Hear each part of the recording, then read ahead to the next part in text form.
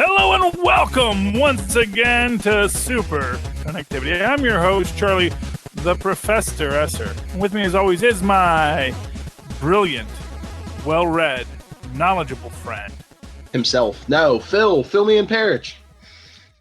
Oh, Phil, I could never claim to have your encyclopedic knowledge of creators, artists, storylines, everything. Most of what I say, I just make up on the fly, I mean, like most professors, it's all ad lib, it's improv. Those two classes I took at Second City really paid off. That's all I'm saying. Second City, Detroit, back when it was still in Detroit. Nice. Look it up, kids. It's something your grandparents will know what it means. Okay. Let's talk some so as you were telling me, what I think is probably one of the big news is this week. The Potts is back. Mm-hmm. Pepper Potts. Gwyneth Paltrow is gonna be Pepper Potts in Spider-Man: Homecoming. He's like 2 weeks away. Yeah, and it interests me because I do wonder if we're going to get like Stark and maybe have it be more Pepper Potts. Because let's face it, they don't want to spend a lot on Iron Man. And they may also want to reference other things like where is Tony? Tony's working. Tony's out of the office. Out of the office might mean he's in, freaking Guardians of the Galaxy 3, but he's out of the office. And I think that, Gwyneth Paltrow as Pepper Potts makes a great little stand-in for that as this person who has to deal with Peter. And do you think maybe this is the movie where Tony and Pepper reconcile? So that's also like part of the story plot why Tony doesn't make that final move on Aunt May? Oh, no. No? Actually, mark my words. Ooh. He had a relationship in the comics. And we know that Jon Favreau is in this.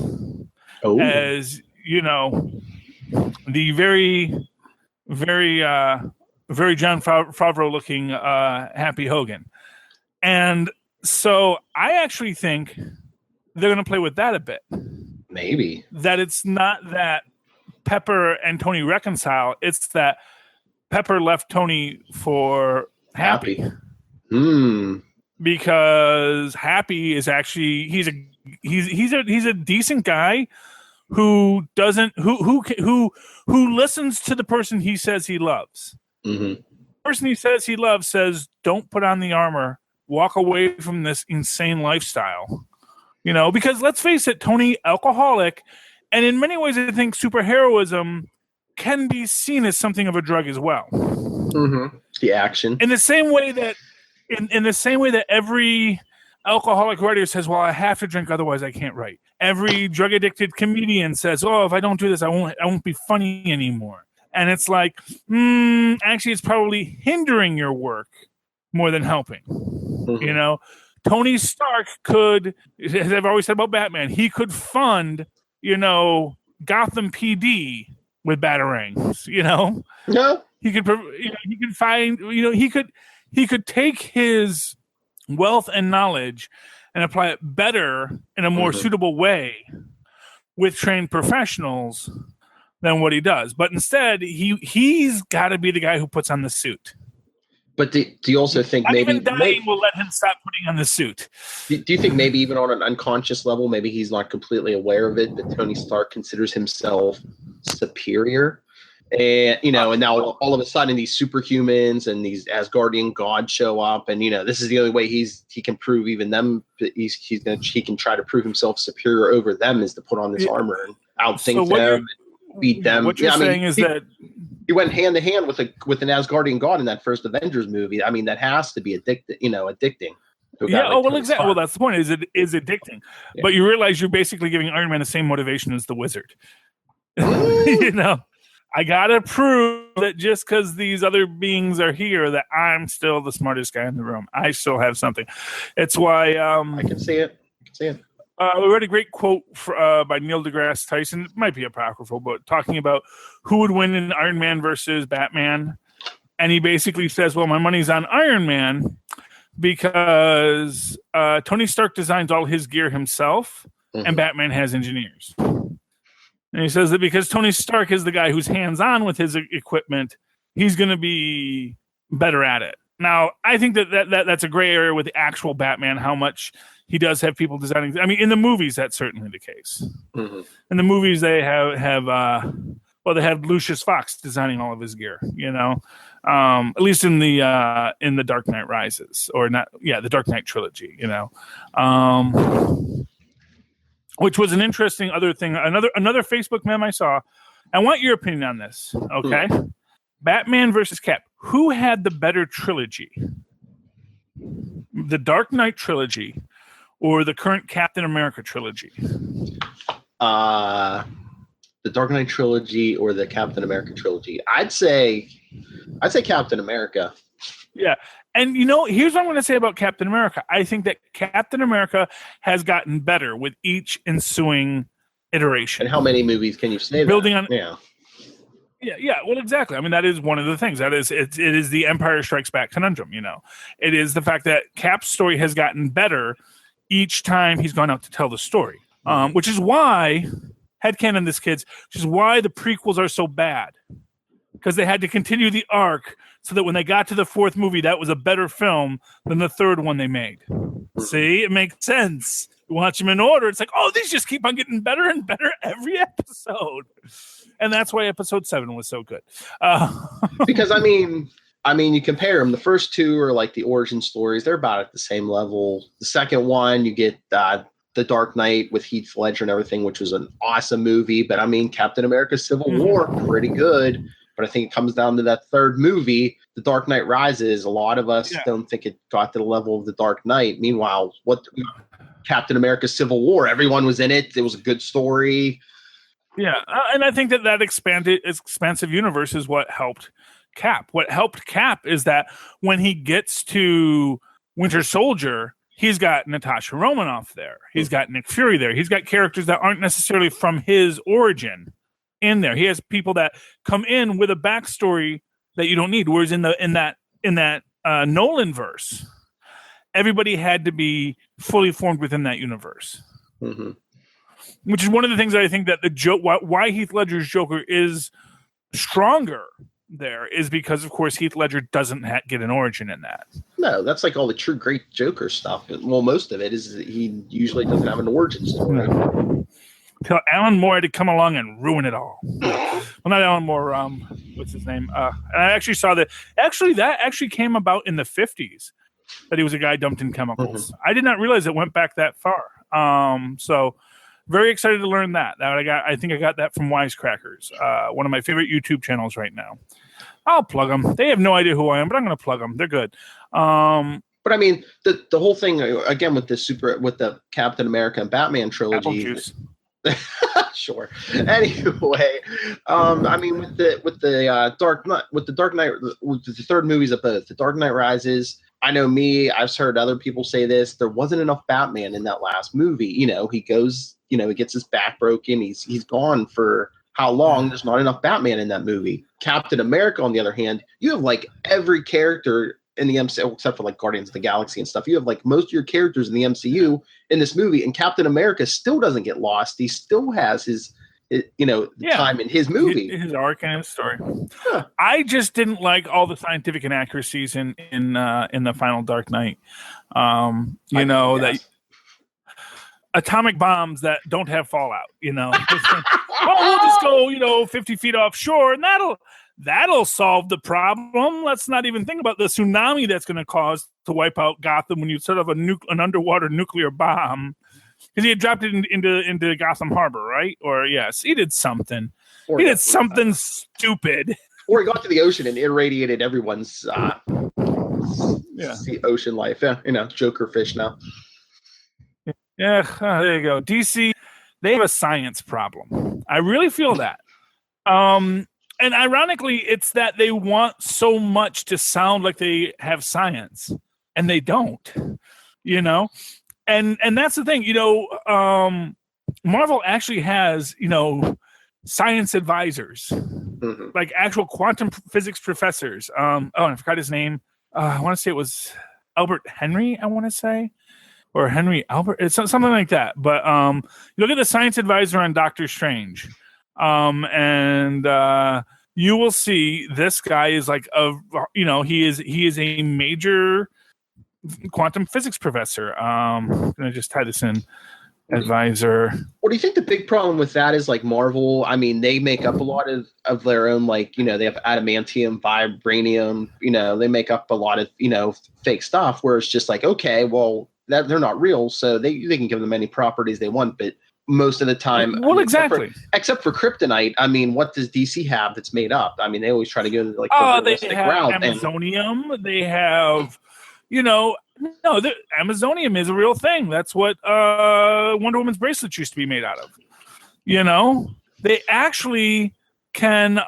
They actually have stuff. I mean, Kryptonian steel, which was like their adamantium. Well, that's why a lot of them. For a while, that's why a lot of the Wonder Woman stuff works. Is they can just say, "Oh, magic." Yeah, well, but you know what? Well, magic is great, and honestly, I'm fine if they want to just say it's magic.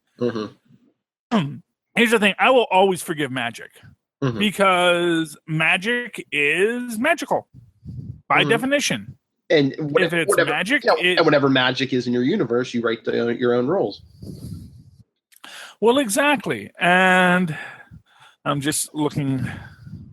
I'm looking for the science advisor real quick here because I do want to give him his shout out. Adam Frank, that's his name. Oh, I don't even know where I got. Oh, Albert Hank, because I was thinking Hank.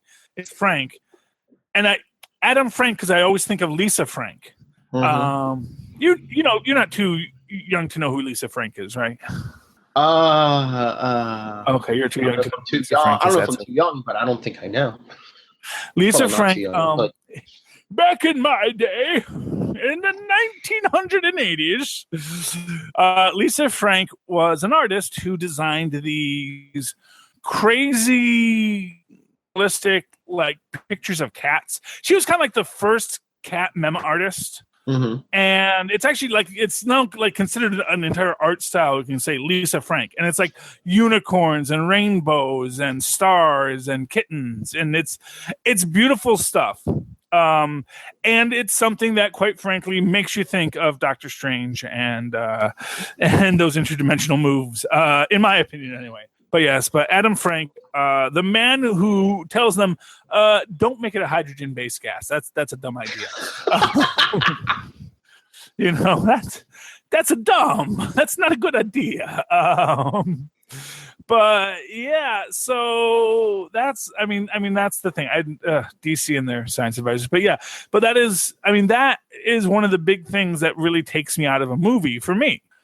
Maybe other people are like, yeah, sure, hydrogen gas sounds good. Not even questioning why hydrogen gas might be like something that could get past your gas masks. Well, I mean, I think it's the same with every movie. You have your people who just, buy everything at face value, and then you have the others like you who are like, well, where did the horse go after they shot the cowboy? Yeah. Oh, the horse runs away. Everyone knows that. Horse ain't sticking around. Horse is like, master is dead. I am free horse now.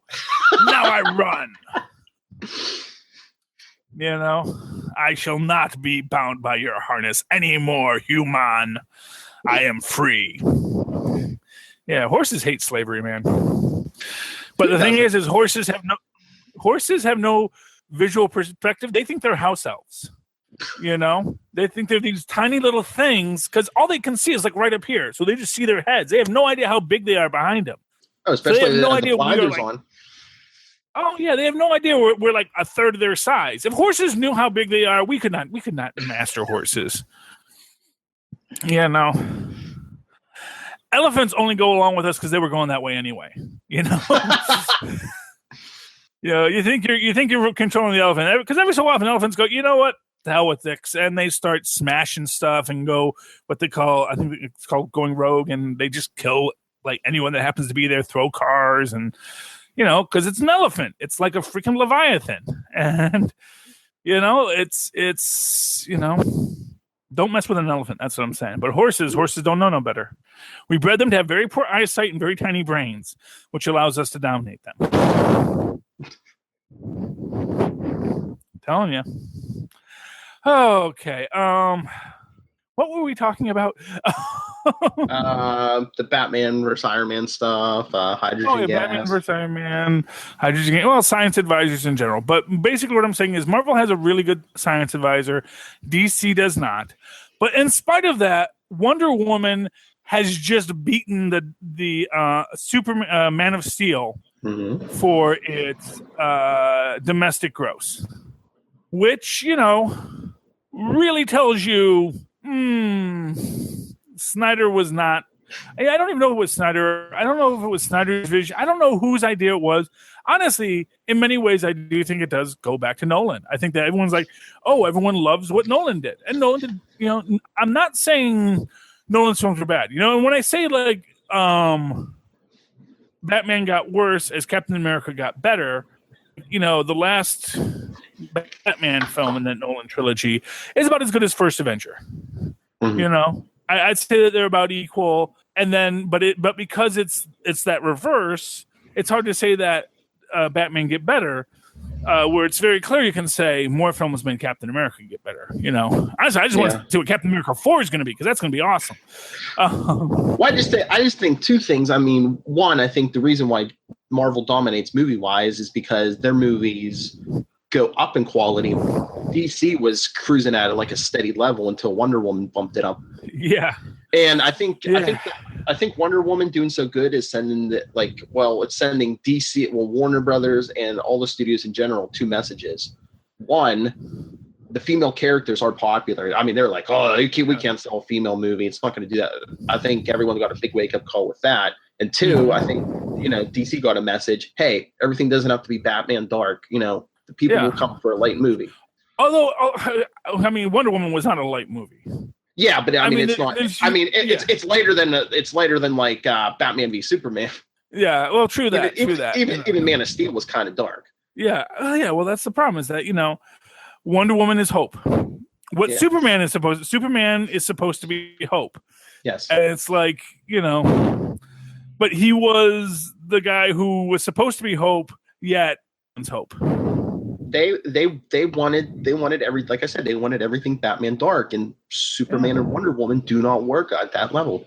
No, because as Amanda Waller said, if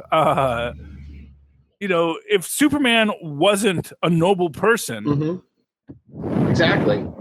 Yeah. Now, to that extent, that was a great point I saw recently, where someone was like criticizing Suicide Squad, and this is one thing I'm going to say positive about Suicide Squad. Oh, you had only that they're supposed to be there in case Superman goes rogue, but they only have two superpowered characters. And it's like, yeah, but the two superpowered characters they have are both magical characters, which is Superman's vulnerability. Yes. And if you can get magical characters to work with you, you can take out Superman real easy, because he is very vulnerable to magic. Or, I mean, you probably only get one shot, but I mean, you get a dead shot of kryptonite bullet. Well, sure, yeah, and kryptonite bullets. How did it take that? How was that Batman's the only guy who ever thought of that? No, dude, John Byrne had in one of his stories had a guy come at Superman with a kryptonite bullet. I mean, Superman had to actually go into the hospital and get surgery. A surgeon had to take it out. Yeah, the only time I know about a kryptonite bullet being used was in what do you call it? In one of the cartoons, the one where someone steals all of Batman's files. Oh, the cartoon was at Justice League Doom. Yeah. That was the one with not Ra's al Ghul, the other immortal guy, Vandal Savage. Yeah. Mm-hmm. Well, yeah. Anyway, and of course, so Batman has that in his files, and hey. There's a way to bring in Gus Gorman, man. Have Batman's files get hacked by Gus Gorman. Mm-hmm. Well, I mean, that was based on a Justice League arc Mark Waid wrote, where it was Ra's al Ghul who hacked the files. And I forget. I don't think it wasn't even kryptonite in that one. I think it did something the way Superman processed solar energy, where he couldn't control his powers or something. Yeah. Yeah. But you know what? Kryptonite bullet is just so elegant in its simplicity. Oh, sometimes Batman just puts a kryptonite ring on it and beats Superman in the face. Yeah. Actually, you know what the real trick with that is? Here's the real trick. If you're going to shoot kryptonite bullet, you have to coat it in lead first. Mm. Because then he's only going to see the lead. He's not going to see the kryptonite. And when the bullet gets fired, the lead's going to melt. Okay. And it's going to hit him as the kryptonite bullet because kryptonite has a higher melting point than lead, I'm guessing. But I mean, if you don't cover it in lead, I mean, it's pure kryptonite. It's going to get weaker and slower as it gets closer. Yeah, and that's going to give him the tip-off. Yeah, true. That's the thing. Got to make sure there's lead in there so that he doesn't see the kryptonite. And they also done Smallville with the kryptonite bullets, which was good, you know. And the guy was killing all the kryptonite bullets. Why aren't we financing these things?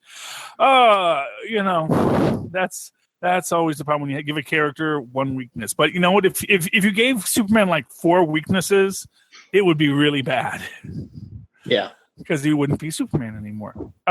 Anyway. And that's a thing where we can say that was good science because they used a fictional, what I like to call fictional stable heavy elements.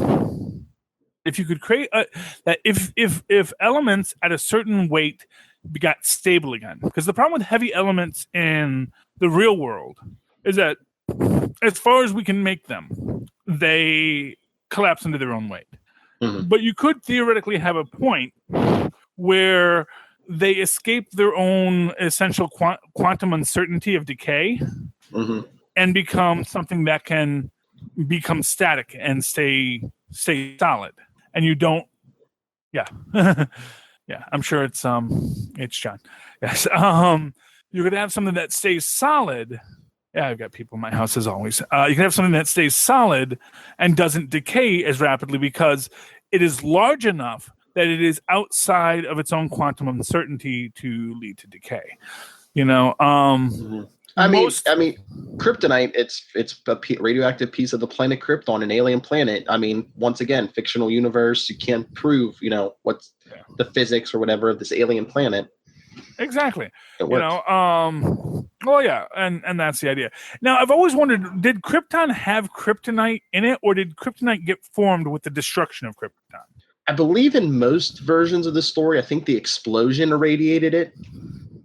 Yeah. Well, yeah, and I know that. Yeah, that's because just I mean, depending on which version of the story. Science. Yeah. Well, depending on which version of the story too, it was either like, you know, a natural process that the planet exploded, or other times it was, you know, the Kryptonians like messing with the planet, you know, with pollution or anything else that caused it to explode. So yeah. And freaking Tomar Ray is bad at his job. That's one thing we can all agree on. He was the Green Lantern for Krypton when it exploded, which is why I like my theory much better. This is my theory. If I ever get to do a reboot at DC, I'm going to have great animosity between Kryptonians and the Green Lantern Corps. Because if you're going to have the Kryptonians be a spacefaring race, which now they kind of are. Like originally, this was like the first rocket ship they ever built, the one that they put Kal-El in.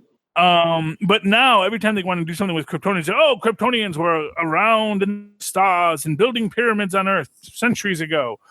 And the problem with that is that if Kryptonians were traveling the stars, as soon as they get outside of their star system, they're going to start getting superpowered. Because they were already pretty powerful. If you actually go back to the original stories, they were already pretty powerful on Krypton. You know, they had pretty decent speed and agility and strength and all that stuff. Once they get out, then they start getting Superman powers. And you think about Kryptonians going out into this universe as these beings who, once they leave their home world, become infinitely powerful. That's going to cause massive chaos throughout the universe. The Green Lanterns are going to have to step in and say, you guys got to stay on your world. You guys cannot leave your star system. And then this is what I would say, is that when Krypton was going to be destroyed, the Green Lanterns forced all the Kryptonians to stay. Well, see, once again, if any of you got off this world, you're going to destroy it. And then Tomar Ray, this is his section, he sees little Kal-El leaving, and he says, "It's a baby. I can't kill that baby escaping." And he lets it go. And then the entire universe goes into heck because they got a Superman in it now. I mean, once again, the great John Byrne addressed this in his Superman run, and I thought it made total sense. I don't know why they didn't keep this with other versions, There was a group on Krypton. They used the Eradicator, which was a device before it became humanoid. They basically changed the genetics of all Kryptonians so they couldn't leave the planet. Like they would die if they left the planet.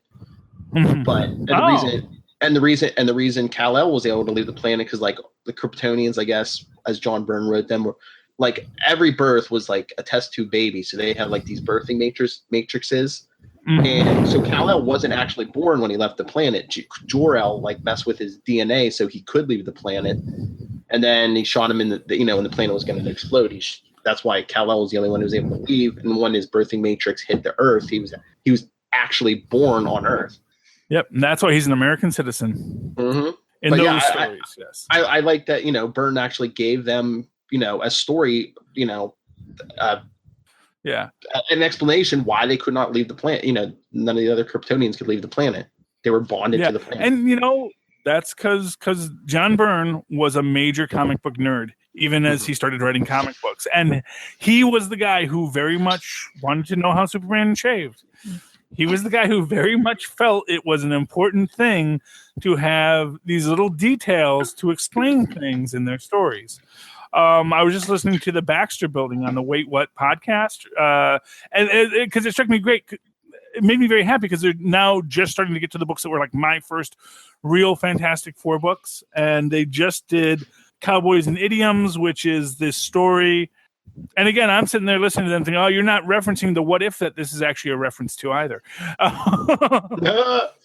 Because they were talking about, that this is one where, like, instead of people colonizing the Americas, they colonized the moon. But when the moon people had their revolution, they blew up the moon, which led to 1,000 years of darkness. And then the warlord came, Is that the one with Reed's father? Yeah, that's actually the first appearance of Franklin Richards. Yeah.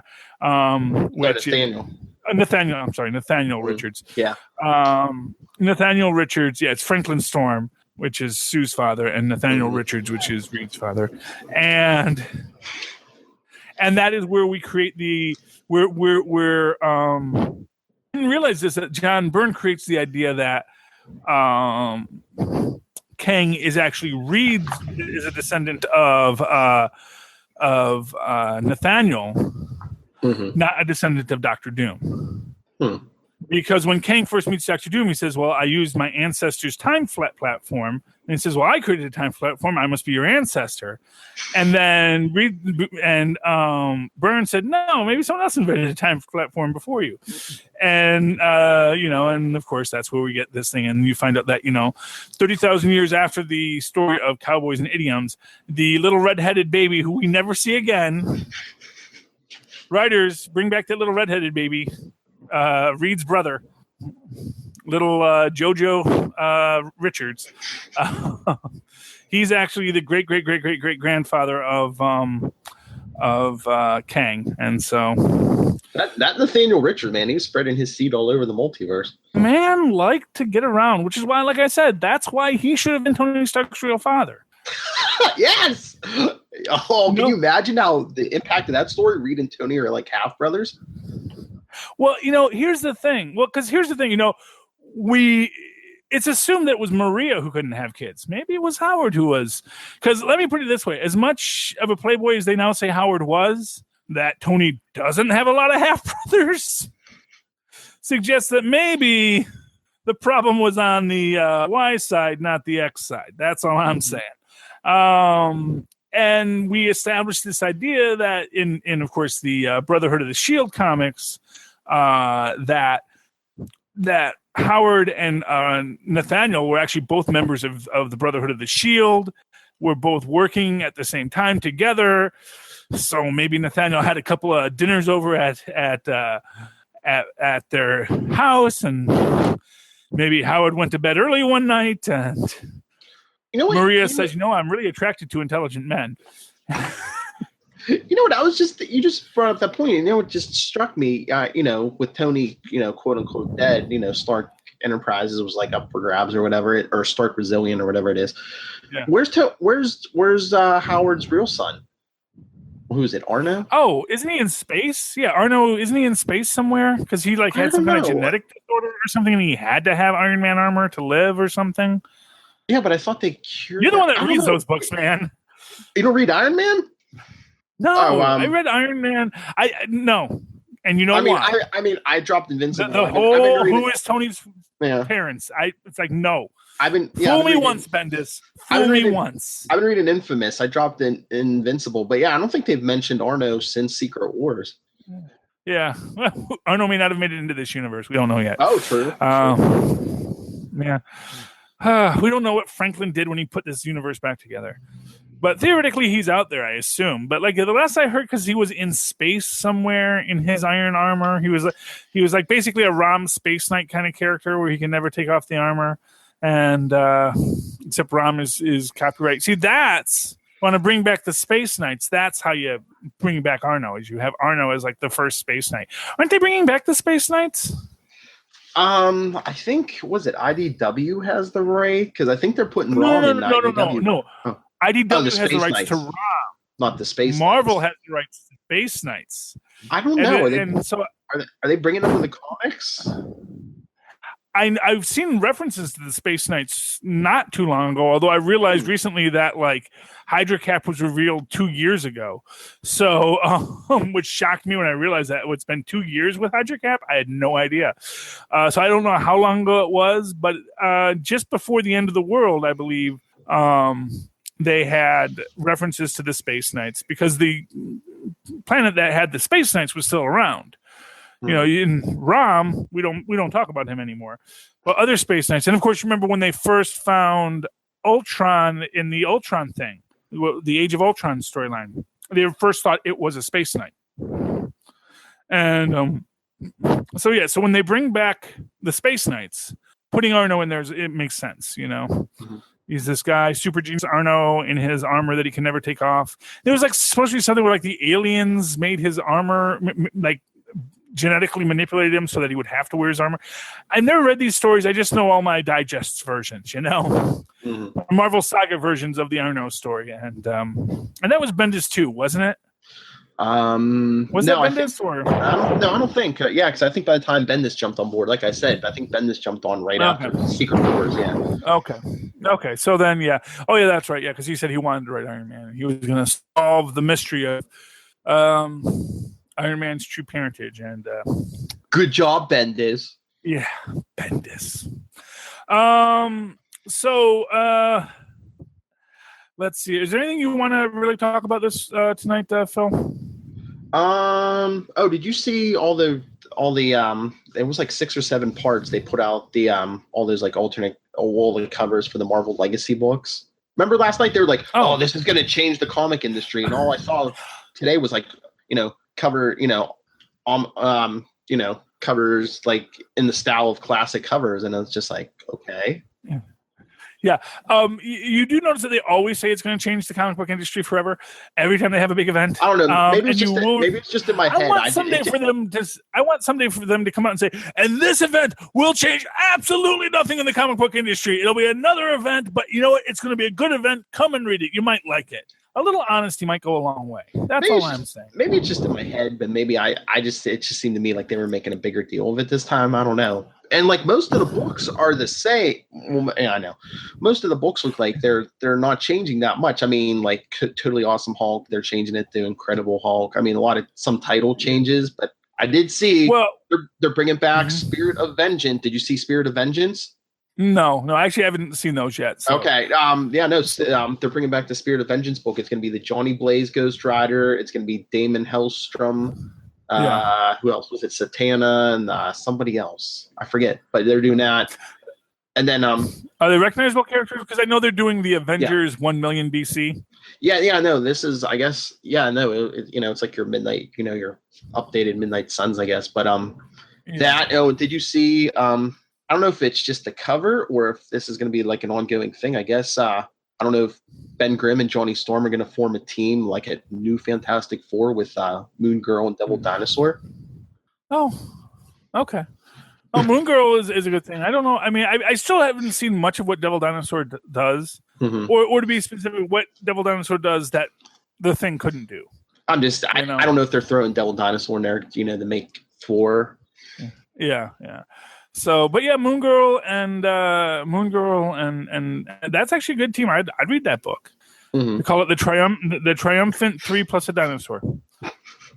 Do we count the dinosaur? That's always the question. Mm-hmm. Is he a team member or is he, a dinosaur? It's like, is Lockjaw a member of the royal family? That is one of the great conundrums of the Inhumans. Is Lockjaw, and that's they better not make him just a dog. That's all I'm saying. Because he's actually Black Bolt's brother. When he came out, he wasn't humanoid anymore. He was a big old dog.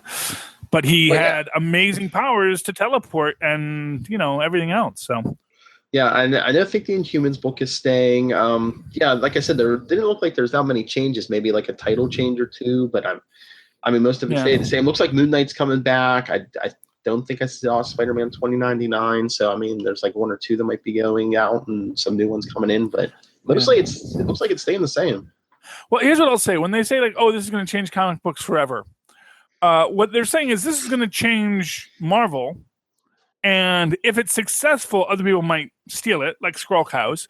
And if it's not successful, they will toss this to the side like so much pulp paper and, move on. So whatever it is.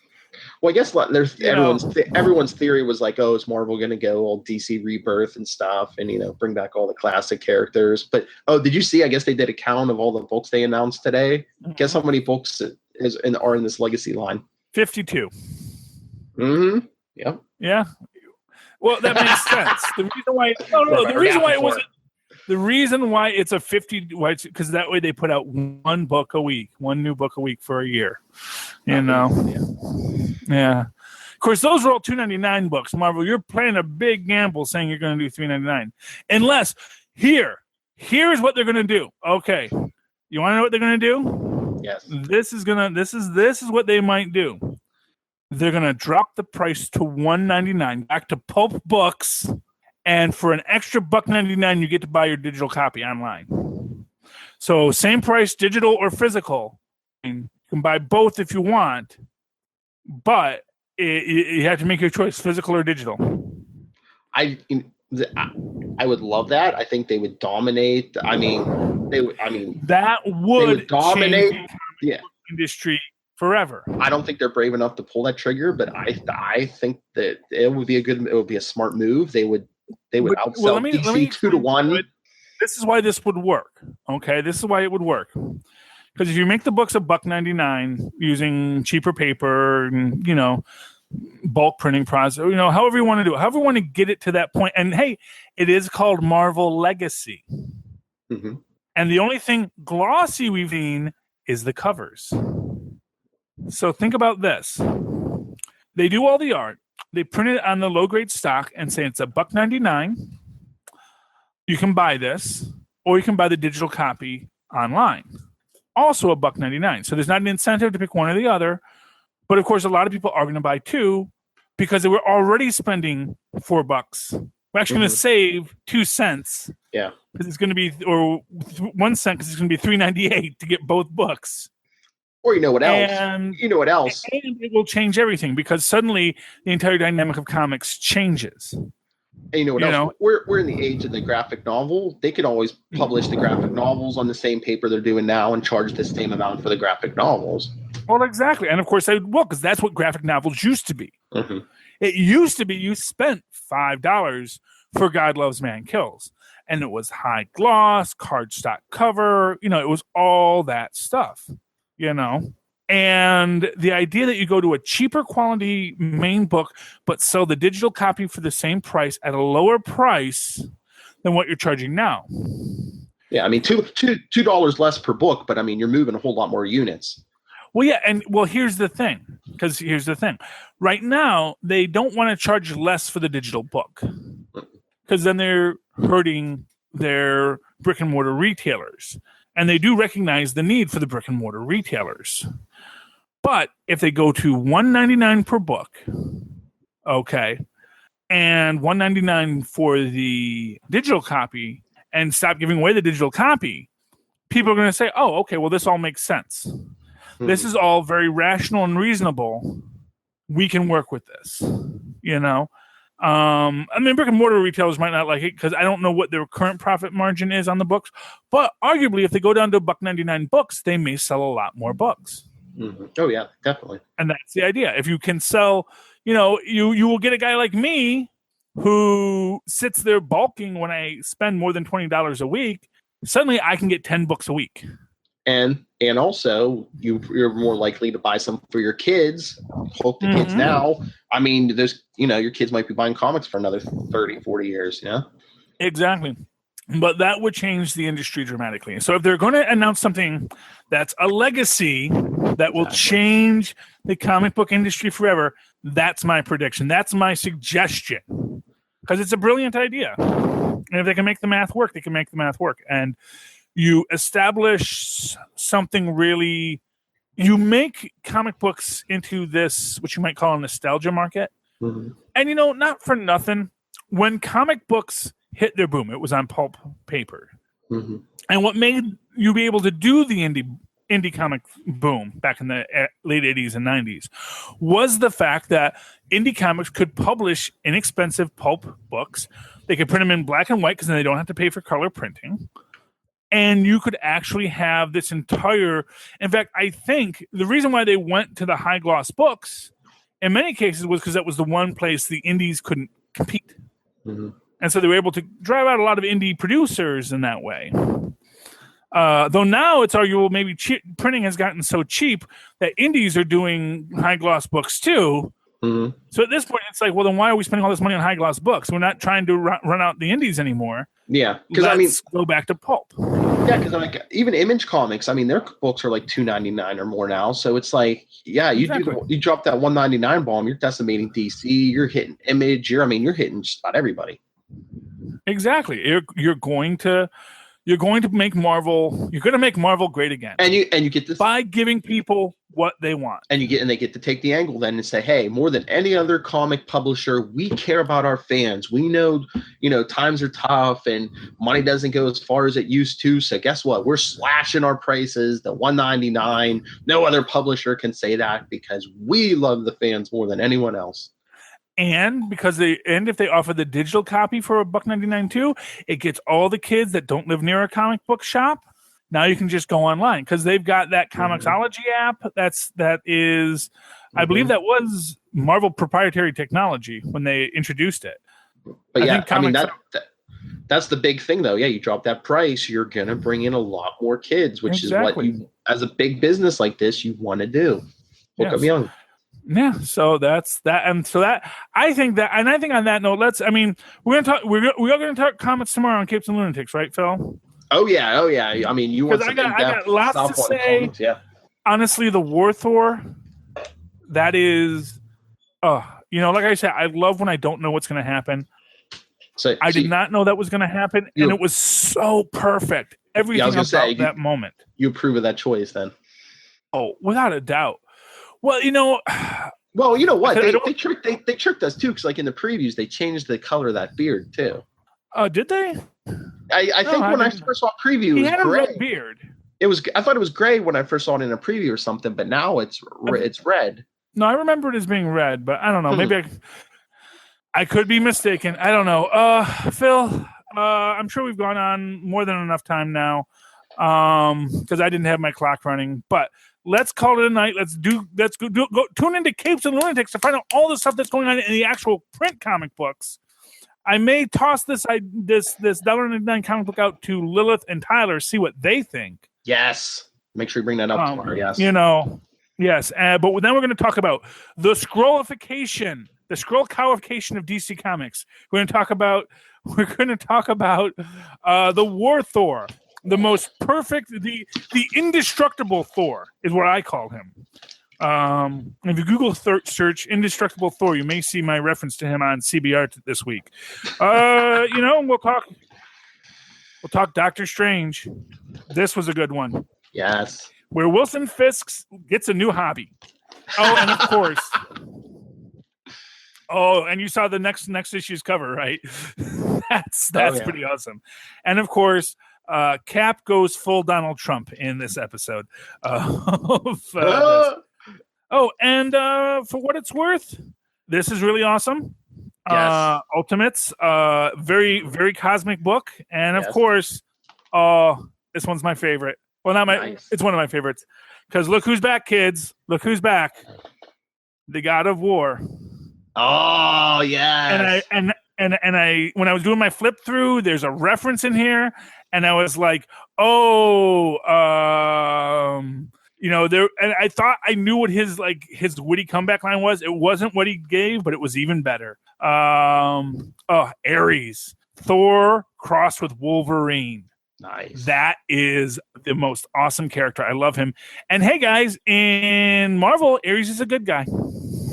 That's right. Because he's not worried about your petty morality. You know what else was good this week? What? Peter Parker. Oh, yes. Spectacular Spider-Man #1. Good old Peter Parker, the Spectacular Spider-Man. But if you want to hear our in-depth reviews of these, join us on Capes and Lunatics tomorrow, 10 a.m. Eastern, live. You can watch us live, unless you're listening. Did you say that the Tinkerer's brother is in that? Yeah. Because I was just, the Tinkerer has his first appearance in Peter Parker, the Spectacular Spider-Man. No, Amazing Spider-Man, I thought. Oh, it was Peter Parker, the Spectacular Spider-Man, because it was the one with the aliens, I believe. Yeah, Amazing Spider-Man #2 was the same issue the Vulture first appeared. The Tinkerer? I don't think so. Oh, I just read it. So maybe, okay. Get my son on if he's in there, then he's in there. Then I'll.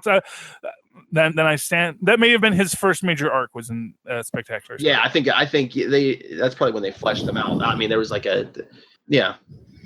Because no, but I know that because that was like one of the first older books I ever bought was, and I forget the issue is, but it's got the guys in the alien costumes who are robbing the joint. But yeah, the Tinker's brother. It looks like he's supposedly a good guy. He helps people with their heroes with their tech. Oh yeah. Oh, see, you mentioned the brother, and that made me think about the new Wonder Woman arc. Her getting a brother, and you know what the funny thing about that is? I always remember the Little Caesars commercial where the guy has the best day ever, where he I found a quarter. What? 2 pizzas for one price? And then he looks over and says, I have a brother, because he sees a guy who looks exactly like him. And so every time I just imagine Wonder Woman going, I have a brother, and just being so excited. Although I don't think that's how it's going to be. And speaking of brothers and sisters, another a major Marvel character, I guess, is getting a sister. Well, I guess it was said before, but now they're saying it's in canon. Who? Peter Parker. Oh, Peter Parker has a sister now?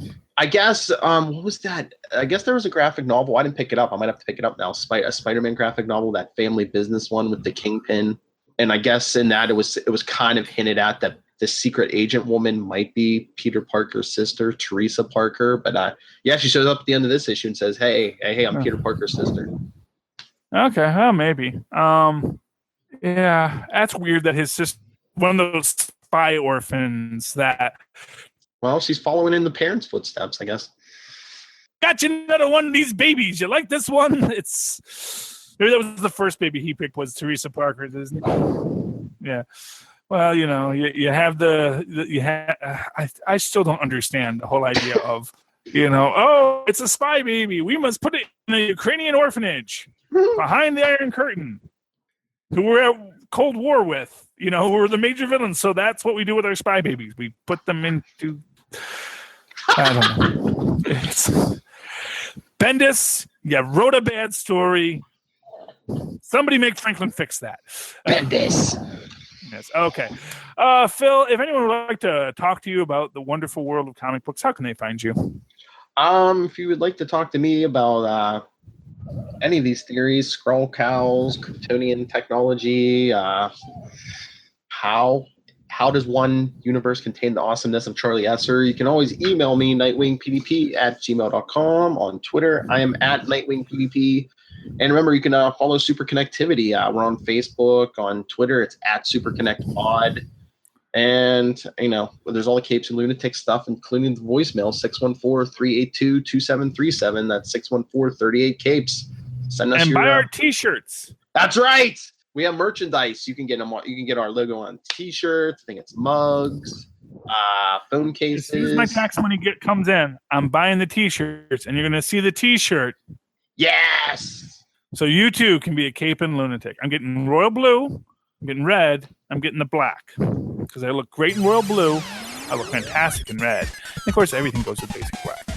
Like Lego Batman says, always Okay. bet on black.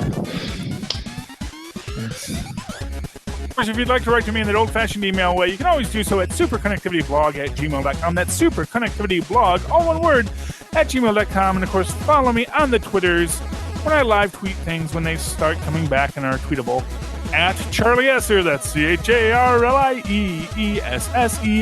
Look for the 2 E's in the middle for quality. Dear listeners, thank you for connecting with us once again. Please connect with us again. Good night.